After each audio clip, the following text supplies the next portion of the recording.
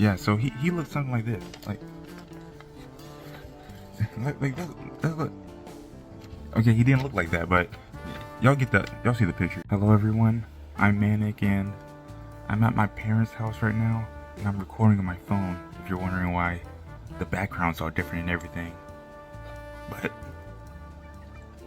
this is one is where like I watched Aquaman 2, and I gotta say overall it was pretty it was about as good as the first one, I think.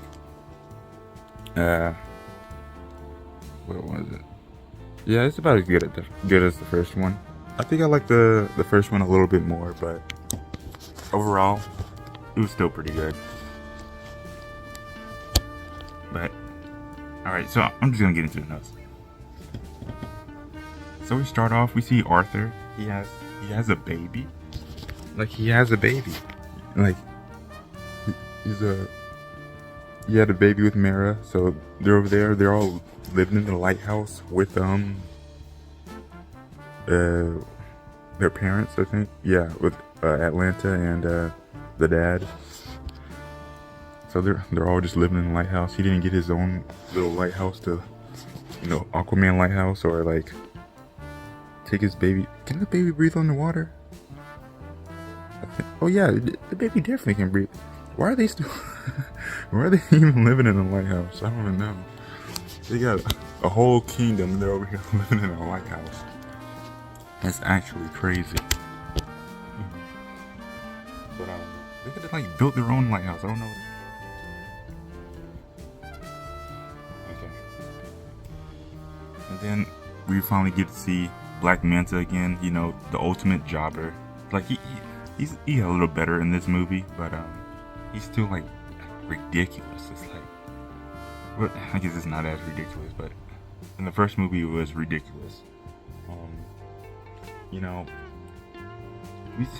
We see the first thing he says in the movie. I wrote it down in my notes.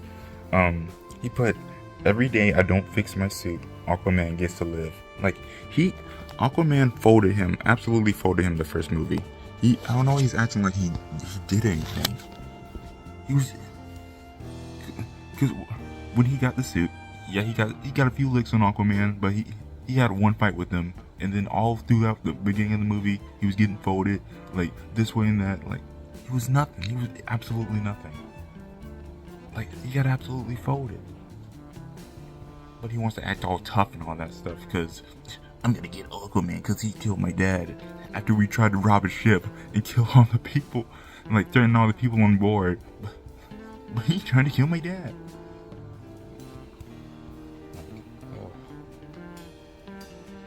And then we see the main villain. He looks like he looks like if somebody told a kid to draw a Groot but scary. Wait, hold on. Okay. Yeah, so he looks something like this, like that look. Okay, he didn't look like that, but y'all get that. Y'all see the picture. Y'all see the vision. He looks something like that. Something like that. And then they're talking about like revealing Atlantis to the surface, and they're arguing, or the committee or whatever that group of people are. They're like, no, don't reveal to the surface. We can't work with the people on the land. And it's like, why not? They pollute our oceans, and instead of saying anything, we're just gonna not say anything. And then in the first movie, they throw everything back on the land, and let's just go to war with them. Let's just appear out of nowhere. Y'all were throwing trash all in our ocean, but we didn't know you were even down there. Well, y'all should, like, it didn't make any sense. Like, let's not work together. Let's just wait till it gets too far and then just straight up attack.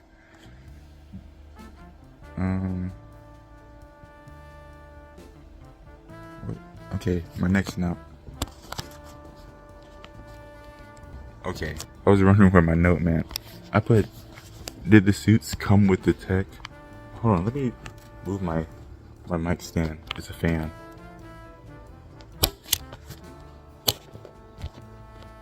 Okay. So I did the suit. So we see Black Manta and his crew. They get they find the, what is it, orichalcum? I think what it was called.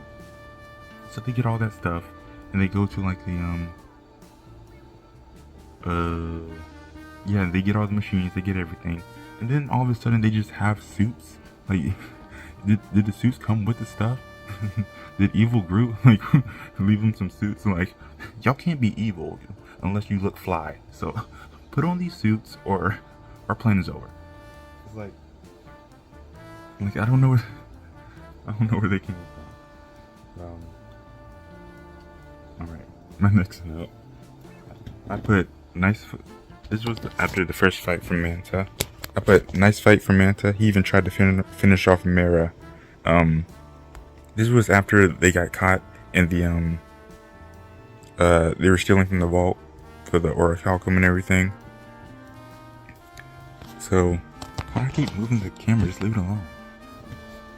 So they got caught trying to steal from the vault and everything. And then Manta, he comes out, starts folding Mera. And what happens? And then, like, he wanted to smoke bad. He wanted, because y'all know, like, throughout the whole first movie, I want Aquaman. Throughout the whole second movie, I want Aquaman. Even his whole plan, he was gonna destroy the entire world just to make Aquaman mad. He was gonna. Dude he's a hater extraordinaire. Like, from jobber to hater to.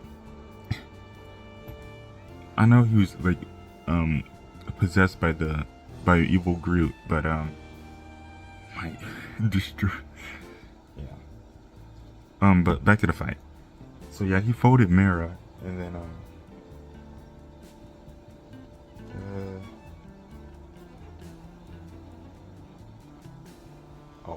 oh yeah, he folds Mera, and then when the Aquaman comes to try and save him, then he starts talking crap to him, like, or what was he saying, like, oh, this is your king? He probably didn't say that, but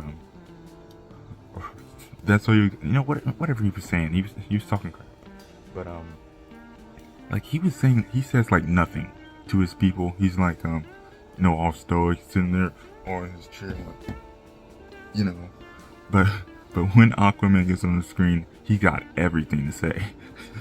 He wants to make sure he doesn't just want to be Aquaman. He wants to beat Aquaman, talk crap to Aquaman, and then after and then kick him while he's down, then find his kid, throw him in the river. Actually, the kid would have been fine if thrown in the river, but you'll get what I mean.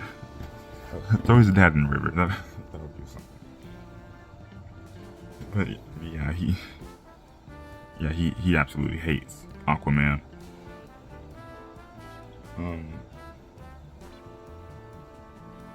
Okay, my next note.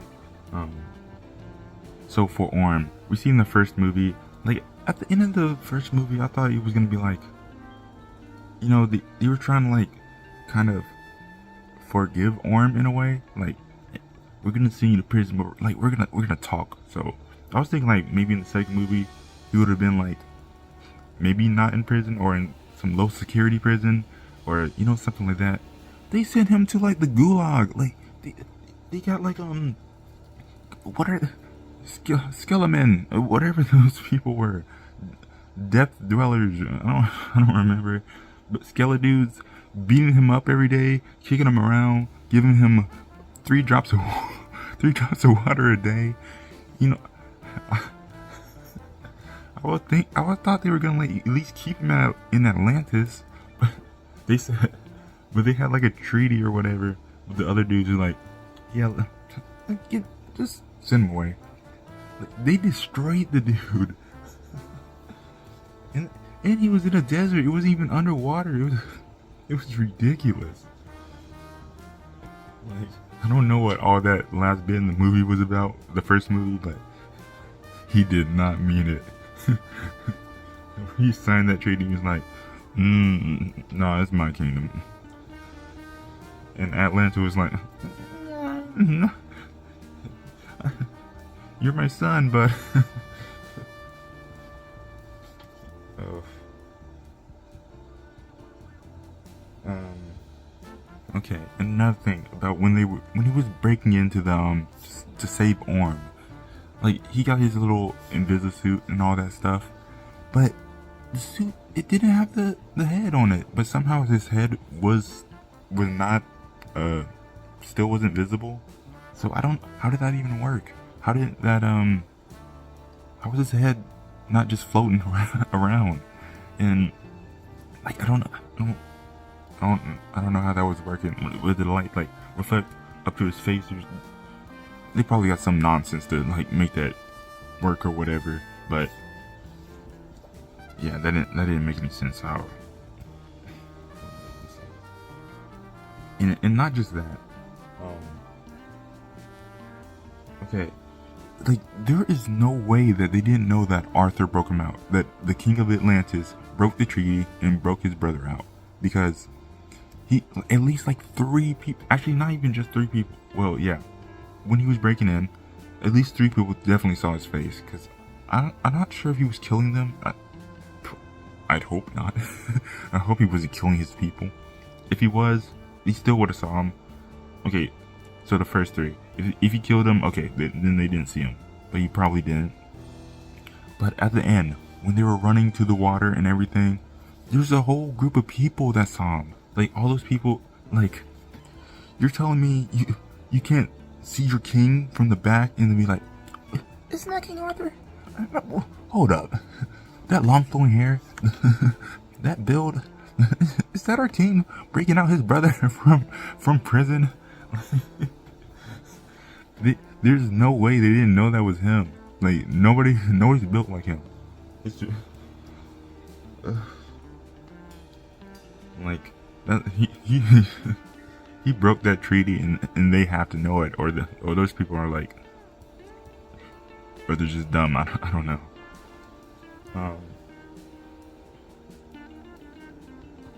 Okay, and my next note. This is about I was talking about earlier. How in the first movie, Manta was a jobber. He was a chump. He was a loser. He had one somewhat decent fight with Aquaman. Otherwise, he got folded all movie. And then they were talking about So I wrote in my notes. They tried to make it sound like Manta was even somewhat formidable before he got wait, what? They try to sound like Manta was even somewhat formidable before he got his suit in the last movie and his powers in this one. And it's like they were saying that he was a threat when Orm was king. In what way? Like he wasn't even a threat when Arthur was king. What was no powers Black Manta doing to make him a threat? Because we saw in the first movie how little they could do. Like only the grenade launcher did anything. Unless they're talking about his dad. But he didn't do anything either. At least not that I know of.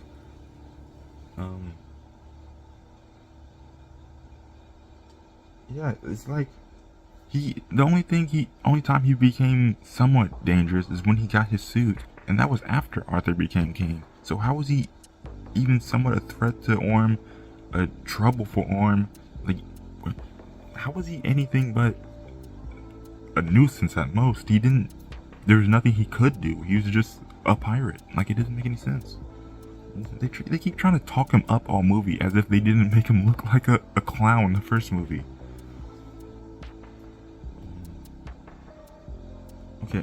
Okay, in my next note, this has to do with Manta's base. So he gets his base on that island with the volcano and everything. This dude does not have a door to his base.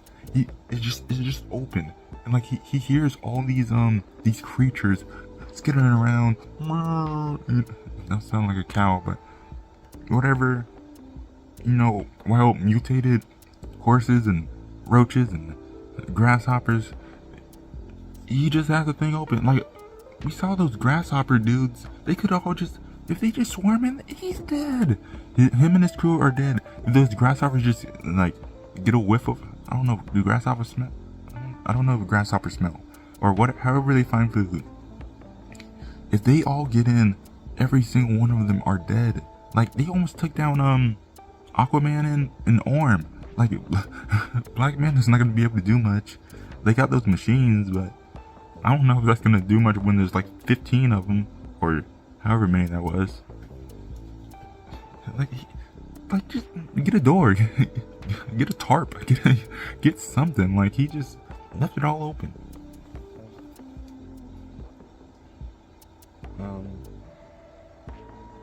And it's like, did nobody see for the volcano base again? That volcano had like green smoke flowing all out of it and everything. They started saying like, oh, they have like heat, hiders or whatever way, mumbo jumbo to say that they couldn't detect the heat. Nobody saw that, but nobody saw like the green smoke. Well, I guess maybe the island was far away or something like that. Yeah, I guess so. All right.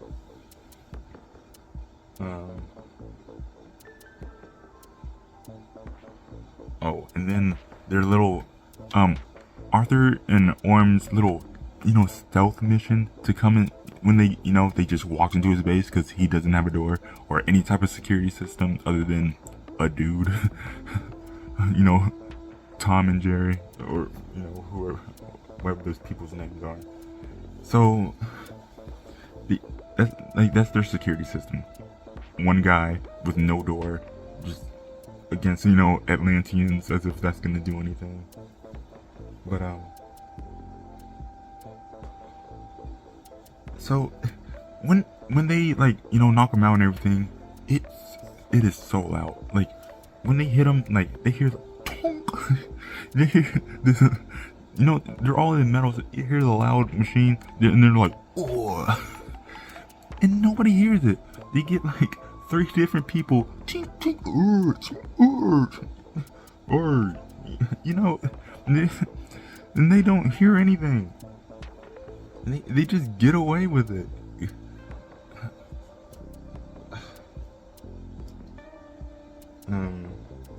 Yeah, and they just don't get caught until they get into the, like, little control room and everything. But, okay, but, yeah, it wasn't stealthy at all. And then my next note. So, they found out that Manta needs the blood of royalty to free, evil Groot. So, what they think to do, or what he thinks to do, is, to take the blood from the kid. From, Arthur's kid. The thing is, I don't know, how does he know where Arthur lives? How did he find that out? And that's another reason. Why weren't you in Atlantis? You would have been fine. It's like, or, well, better, because they did break in for a little bit. It was definitely more protected than a lighthouse. Because he came in like Batman and, like, folded his dad. And not only that, he folded his dad and then blew up his house. Took his kid. This dude is so petty. He did not need to do, like, he could have easily taken blood from, before he went over there, he was fighting both Orm, royalty, and Arthur, also royalty, and I'm pretty sure he made both of them bleed, at least Orm definitely was bleeding. And then he thought, nah, I want his son. I want his son's blood. Like, this guy is,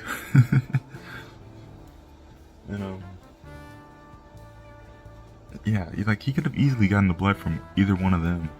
I mean, maybe they would have found out that, he needed the blood, but that wouldn't have changed anything. Like, yeah. Like, I don't know. So, I don't know how he found out where they lived. Like, I guess maybe he could have found out that they had a kid, because he probably made an announcement, and, an announcement and everything. But how, like,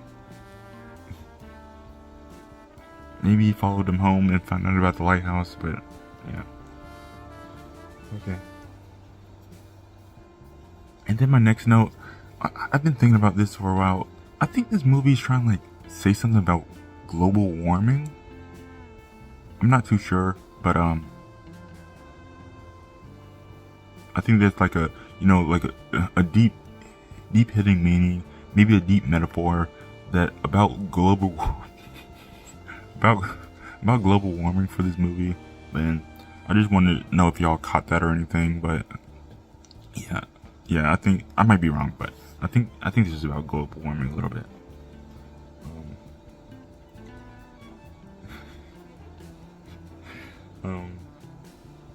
Okay, and the next thing.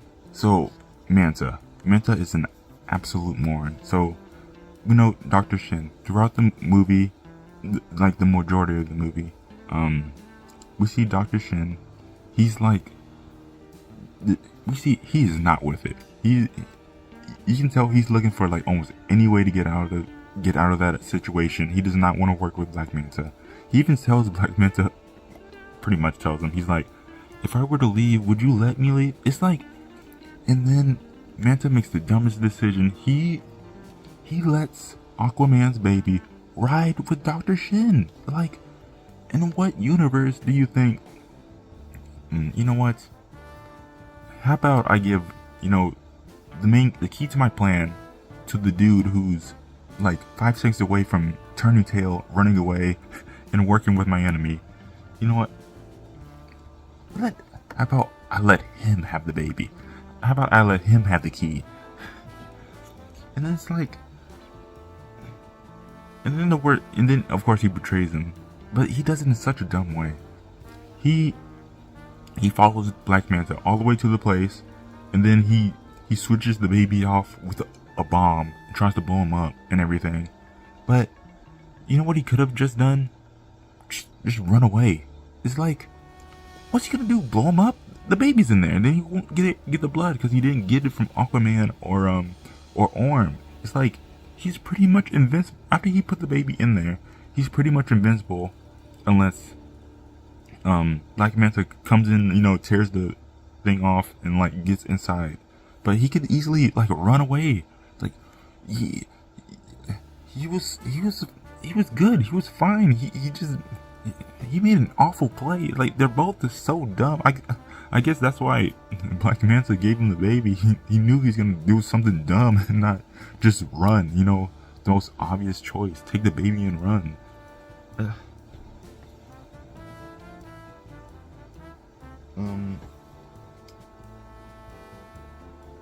Okay, in my next note.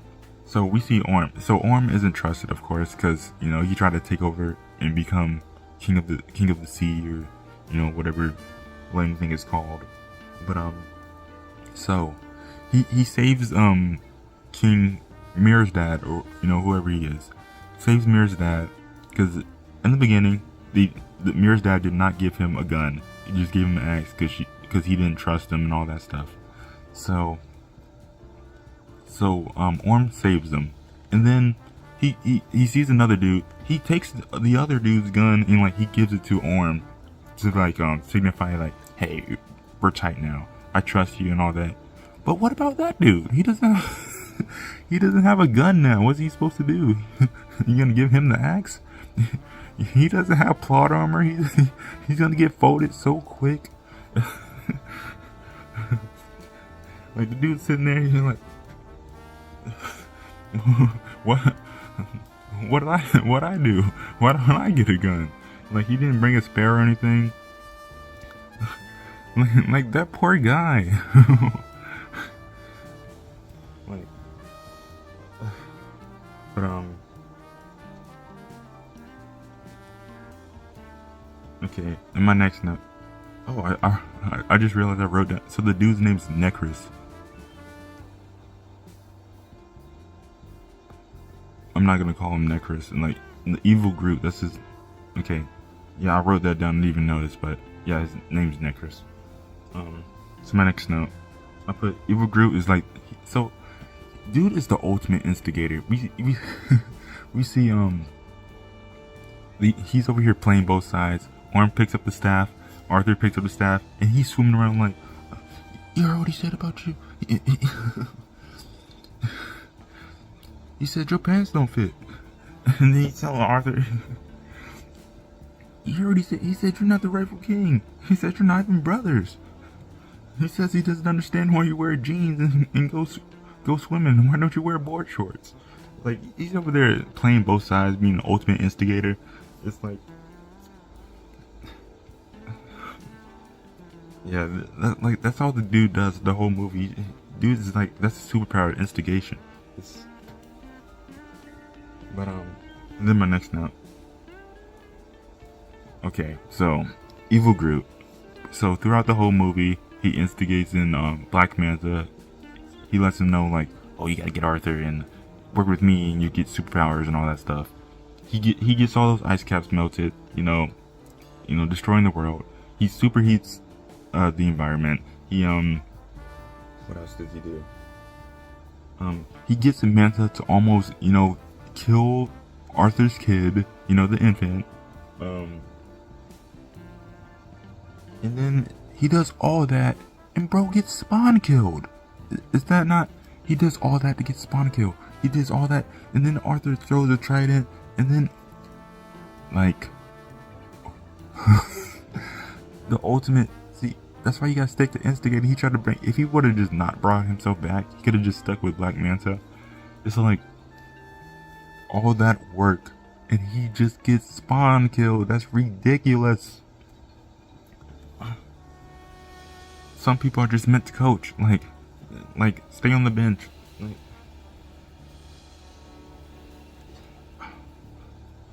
And then my next note, also Black Manta, he falls into a hole. He probably gets like superpowers in the green goo and all that stuff or something. But Atlantis gets revealed. Arthur works, reveals Atlantis and everything.